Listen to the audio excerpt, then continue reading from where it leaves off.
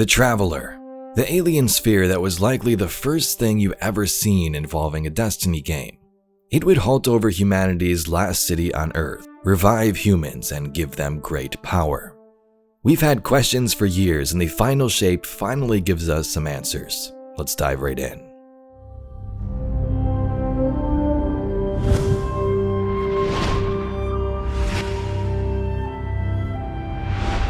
Before we get into some explanations, let's read some new lore that explain the Traveler and its actions. We have some lore cards to read, but also dialogue from the Traveler Vision collectibles in the Pale Heart to break down, so stay tuned for that later in the video. We'll first start with the Ergo Sum lore, which explains the way the Traveler works and how it feels and communicates. You are a child waking from a long and dreamless sleep. It is still today. Or have you slept into tomorrow, and tomorrow, and tomorrow, until the days buried you as much as the sand? Gentle hands brush away the grains, but your voice is so soft they cannot hear you over the sound of their own heartbeats. You are a moon. You feel heavy, so heavy, but to the stargazer you hang weightless in the sky. When the stargazers call out, you do not answer. They would give themselves up for you, abandon their own dreams to chase you. You love them too much to condemn them so. You are a lighthouse keeper. You are watching over a sleepy coastal village as the storm clouds roll in, and you are flashing the signal lantern, faster and faster and brighter, but they do nothing. You are trapped on an island, in a tower, signaling desperately that it is coming, and they still do not run. They are going to die. And if you do not run, you will die too. You are leaning out over the ocean. Sometimes the fish brush against your fingers and believe that they have felt the divine. Sometimes the tide recedes and the fish do not know you except by your absence. And today, you strive with all your might to reach the water because it is here, the great dark shadow of the shark parting the water like a knife. And you cannot warn them, but you must. You must try. You cannot bear to lose even one more. You are carrying a tower of books. If you recited one title each second, you would not finish before the heat death of the universe. And every year, every day, every minute, its hands add more to the pile. A man reaches for one of the books, for you, and you want so very badly to reach back.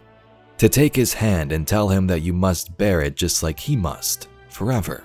The memory engraved in quartz, but your hands are full. You are a prisoner. The cage is so small that you can barely breathe. He screams at you to share your gift. You would not give it to anyone who thought of it so.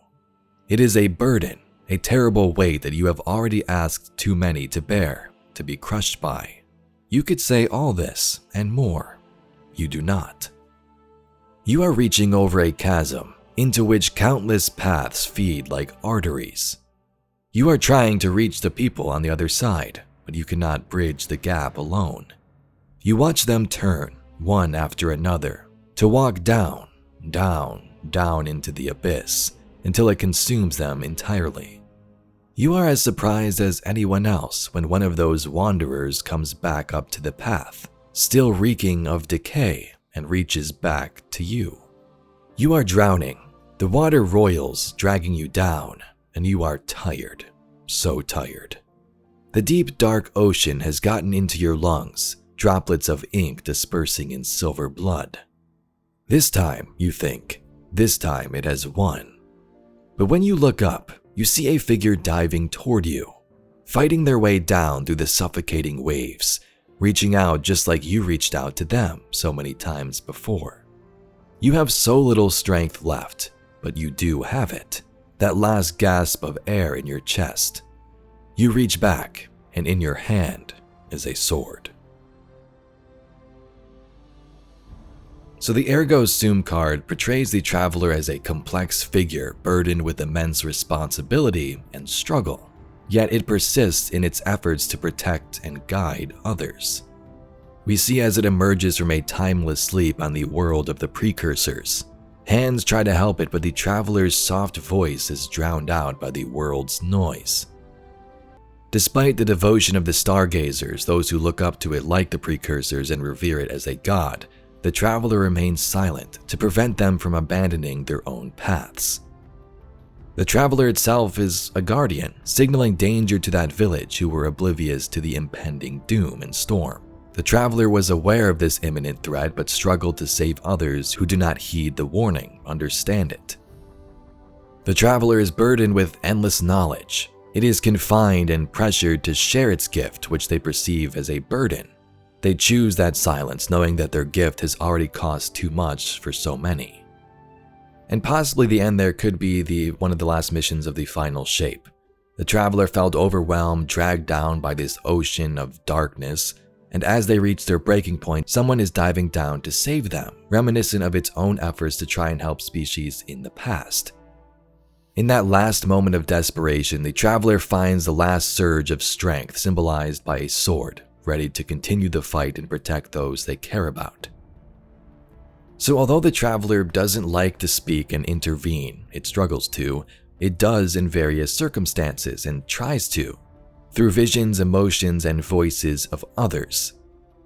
In times of despair and moments of struggle, like when that village was about to get destroyed, like during the Red War, we've seen the dreams and heard the voices, and the whole Final Shape campaign was about the traveler guiding us.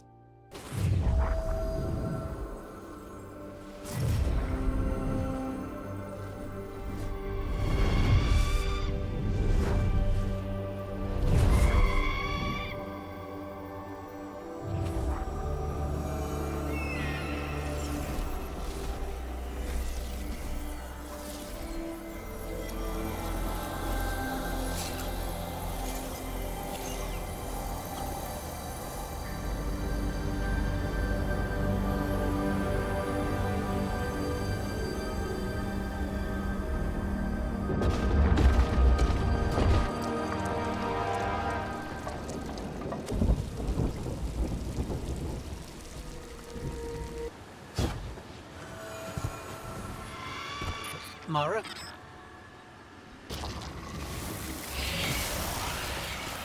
The bird from our vision. That can't be a coincidence. Let's follow it. Cade, what do you make of that bird that led us to Glint? Well, it seems pretty obvious to me. I think it's pretty obvious to you, too. The real mystery is why nobody wants to say it out loud. I will. A traveler. It's helping us. So this falcon bird was the traveler guiding us to our journey. Cade was a being of pure light, and we learned that everything returns to the traveler after death. When beings of the light like the ghost die, the traveler begins to feel more whole. Sundance speaking may have just been the traveler itself, guiding Cade to make his choice with that guardian creed. Devotion. Bravery. Sacrifice. The guardian tenets. Hi. Sundance? Is that really you? I'm what you wanted me to be. I don't understand. I know. You've been here before. You will be here again. You just don't remember. You can't. What comes from the light returns to the light. So it's no doubt that the traveler is a good or positive entity. Its whole idea is staying silent because it wants those creatures and species to make their own choices. And also it literally hurts it at points to try and connect. It truly does, though, care for humanity and the life it creates. In the Microcosm tab, it describes the moment the traveler terraformed Mars and met the astronauts. Throughout the card, we see the temperature changes and dust storms on Mars, and when the traveler intervenes, everything begins to terraform much faster. Rain begins to fall on Mars. But there is a tipping point, a great explosion. Once achieved, there is a moment of balance. The rest flows freely and easily, faster and faster, as that which is built mounts and mounts and mounts. Atmosphere condenses, heat no longer escapes. Rain falls, and bacteria born in a single lightning strike become multi-celled organisms, and on and on and on. Green and bright, and growing, growing, growing. That is what it is for. That is the purpose, that moment of transformation and creation, of opening what was closed, of the first rain falling on untouched dirt. In that split second, there is potential. There is the beginning of every life that will ever call this place home. From the singularity of the tipping point, a magnitude of futures spiraling outward forever, forever, forever. What a privilege to witness you, at that time and at that place, as you turn your shielded faces up to the falling rain. If you've been patrolling around the Paleheart, you may have found these Traveler Vision collectibles. There's 8 of them in total. Once you collect them all, you can go to the speakers area, place them, and a chest will spawn in the middle. Once you do some more steps, you can get the exotic Kvastov. But each of these collectibles has lore where Micah 10 explains visions from the Traveler. Now in this video, I'll explain what these mean. Tomorrow's video will just be the dialogue if you like to listen to those, but let's jump right in. I've categorized these in different sections. We'll start with sacrifice and transformation. The Traveler gives parts of itself, creating ghosts that act as stars in the night sky. Each sacrifice brings a sense of martyrdom and hope against the hopelessness. The Traveler gives away pieces of itself, struggles and hurts, but as those beings and ghosts die, it begins to feel whole again. Unity and belonging. The Traveler's presence brings unity, peace, and a sense of home.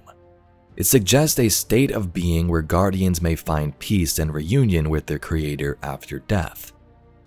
The Traveler's visions reveal people attuned to the light, perceiving things differently. We've had speakers in the past and characters able to listen to the Traveler like Micah in these visions. Struggle and fear. The Traveler experiences fear and conflict, shedding dark influences that cause storms of recollection. It reflects on its past struggles and transformations, further explaining this ongoing battle between light and dark. The Traveler is burdened by heavy memories and doubts, feeling as though it lacks the answers sought by its followers. It fears thought itself. The Traveler doesn't like to think. It's confused just like we are sometimes. Misunderstanding and worship. The Traveler is studied and revered by many, but it experiences confusion and helplessness regarding worship. It doesn't fully understand human emotions and worship, but it's still learning. So that is interesting. It's this ancient being of light, this gardener, that likes to protect life and cultivate it, but it's so alien and foreign that it understands and thinks in different ways, and it's hard for it to interpret and interact with the life it forges. There's another realm? Or space? No. A state of being. Union with the Traveler. Light returned and now memory as well. An eternity within the Traveler, with all guardians who experience their final deaths. An afterlife. I see so many cities, so many peoples basking in my light. They study me, and in their discoveries they come to understand the universe. I am a blueprint for them to follow, a canvas upon which the mysteries of the universe are written. These little gardeners are such careful stewards of fragility, but then they begin kneeling. They plead, beg, demand. I do not know what to do. There is confusion, helplessness, guilt. There's nothing more. Does this mean that the great machine does not wish to be worshipped? I don't know if I'd interpret it that way. It be more a lack of frame of reference. It doesn't understand reverence or worship. But that also doesn't mean it can't learn. Frustration, pain. Many needing voices cry out for answers, but there are none to give. They project their own aspirations onto the traveler, but it is not what they think it is. It does not have the answers they seek. It does not remember. Memory is heavy now. It feels like dense metal, a weight around one's neck. Nothing but dread and poisonous doubt remains. It fears the act of thought. I can't make out anymore. Not a god. Not even silent. Just a being desperate for help. I once thought the Traveler was a foundational cornerstone of the universe. But now it feels as though it is just as afraid and uncertain as we are. Just because someone doesn't have all the answers doesn't make them any less important. Micah's vision may seem to say the Traveler didn't have answers, but that doesn't mean it sees the universe the same way we do. Perhaps it just has a hard time explaining what it sees to us. There's many ways to interpret that vision. So that is a summary of those visions. Like I said, I'll have a video tomorrow with just the dialogue if you'd like to listen to that and go a little bit more in depth. But that gives us the basis for the Traveler. It's painful for the Traveler to think and have memories. So that is interesting when you look at the past lore like Veil Containment, where Osiris talks about the Traveler and Veil once being whole. Maybe the Traveler was the body, the physical, and the Veil was the mind. And maybe the reason the Traveler struggles now is because the Veil, its own mind, is not with it. It cannot think because its brain is gone. The Pale Heart is a combination of both Veil and Traveler, and after the campaign we see that light and dark have once again collided and begun a new age. A new age where the Traveler strives to learn more about humanity and the life it protects. The Traveler is the biggest mystery in this game. Yes, most people want concrete answers, including myself after all this time, an entire saga. But personally now, I don't think we should get the whole picture. When you think about it, mystery is what makes this game intriguing. The Traveler being the most important and mysterious aspect of this game's lore is part of it. So if we knew what it was and how it came to be 100%, or if there's some entity or force actually controlling it, we might be like, oh, that's it? Okay, so now we know about the Traveler, what's the next mystery?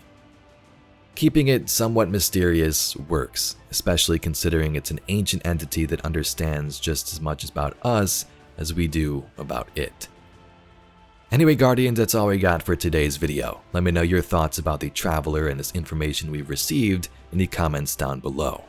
Make sure to check back tomorrow for all the visions of the Traveler, and I thank you very much for watching. I'll catch you all in the next video.